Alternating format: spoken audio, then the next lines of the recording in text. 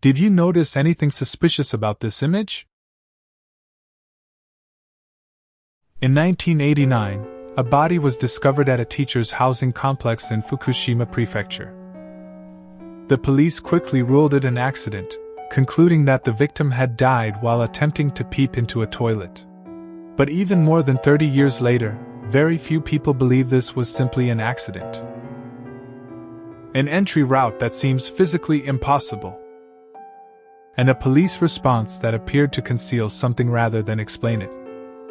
This is one of the most disturbing and controversial cases in the history of Japan's unsolved mysteries. A case surrounded by an unusually deep sense of darkness.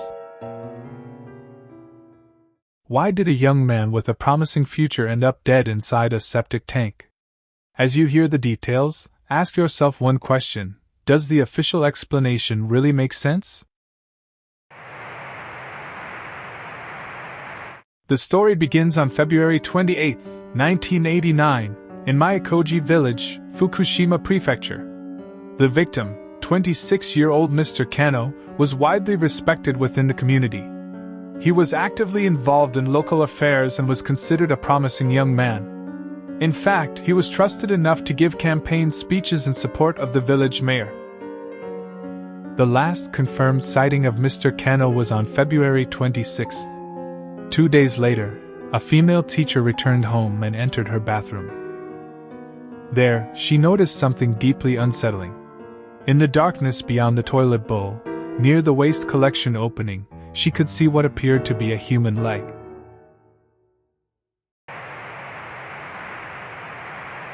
When officers arrived, they dismantled part of the toilet in order to recover the body. Mr. Kano was found completely naked. Even more puzzling was the location of his shoes. They had been neatly placed some distance away from the septic tank.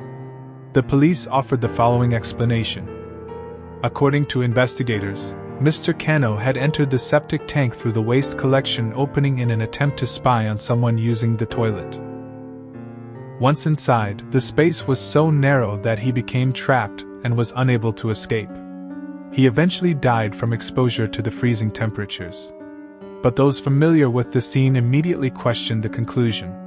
The opening was reportedly narrower than the shoulder width of an average adult male. No matter how much someone twisted or compressed their body, forcing themselves deep inside would have been extraordinarily difficult. And perhaps most importantly, why would a man known throughout the village as responsible, trustworthy, and well-respected take such an extreme risk in the first place? But here's where things start to get strange. Because from this point on, this no longer feels like a simple accident. The deeper you go, the more it begins to look like something much darker. Now, let's take a closer look at the police's conclusion that this was simply a peeping accident. Think about it for yourself. The toilet involved in the case used a traditional septic tank system. The opening leading into the tank was only a few dozen centimeters wide. Even if an adult man pulled his shoulders inward, it would have been extremely difficult to fit through. Navigating deeper into the structure, in complete darkness, while twisting and contorting the body, seems even less believable. But that's only the beginning. When Mr. Kano's body was recovered, he was completely naked. If his goal was merely to spy on someone, why remove his clothes at all? And why were his shoes found neatly placed some distance away from the toilet rather than beside it? Police claimed that he removed his clothing because it got in the way. But this was Fukushima in the middle of winter. Where exactly were the clothes left? Why were they reportedly not heavily contaminated? The more closely the details are examined, the more questions emerge. But there's one more thing you need to know. A rumor. And for many people, it's the reason this case stopped looking like a strange accident and started looking like something else entirely. Many villagers never believed Mr. Kano's death was an accident. Some suspected that he may have known something he wasn't supposed to know. And there was another strange detail. Just days before Mr. Kano's death, his immediate supervisor reportedly died after falling at a train station. Around the same time, Mr. Kano allegedly told friends that he would soon be having an important conversation with influential people in the village. What that conversation was about remains unknown. At the time, Mr. Kano worked for a company connected to the local nuclear power industry. According to rumors that have persisted for decades, he may have become aware of illegal payments allegedly moving between company interests and powerful figures within the village. There is no conclusive evidence proving this claim. But for many people, the rumor made it difficult to view the case as a simple accident. A supervisor's sudden death, an important meeting with influential figures, and allegations of hidden payments. Were these merely coincidences? Or were these events connected in a way no one was supposed to see?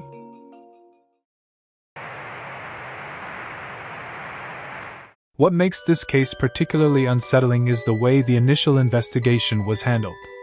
Shortly after the body was discovered, police reportedly washed the body at the scene. In doing so, they removed material that would normally be preserved as potential evidence. Later, the body was reportedly washed again at a local fire brigade facility. Fingerprints, skin cells, fibers. Potential traces that, in a homicide investigation, could help identify another person's involvement. If such evidence existed, much of it may have been lost forever. The victim's family and friends were outraged. More than 4,000 signatures were eventually collected in a petition requesting a renewed investigation. Despite this, authorities consistently maintained the same conclusion: accident. The police called it an accident. But think about it for a moment. If that's really what happened, why was so much potential evidence removed so quickly? Does that make sense to you? In a normal investigation, every detail is examined carefully. So why wash away possible evidence before it could be fully analyzed? What were they trying to erase? Something left at the scene? Or proof that someone else had been there? The events took place in a small and relatively isolated village. In Japan, there is a concept sometimes referred to as a village society. A tightly connected community where influence can be concentrated and where silence is often valued over confrontation. If Mr. Kano truly had discovered something involving corruption, local politics, or powerful interests, a different possibility begins to emerge. Not a proven fact, but a possibility that many continue to discuss. So let me ask you something. What if his death wasn't simply an accident? What if it protected something larger than a single individual?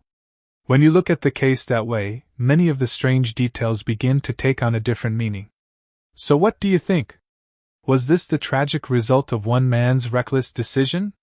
Or was it a punishment carried out in silence? The statute of limitations has long since expired. Legally, this case is unlikely to be reopened. But in the age of the internet, people around the world can examine the evidence, revisit the unanswered questions, and consider perspectives that may never have been explored at the time. If you have your own thoughts about this case, leave them in the comments.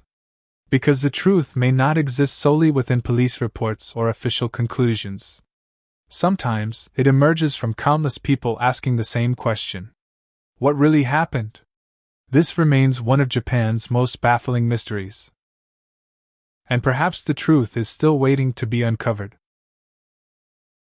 真実を掘り起こす覚悟はありますか？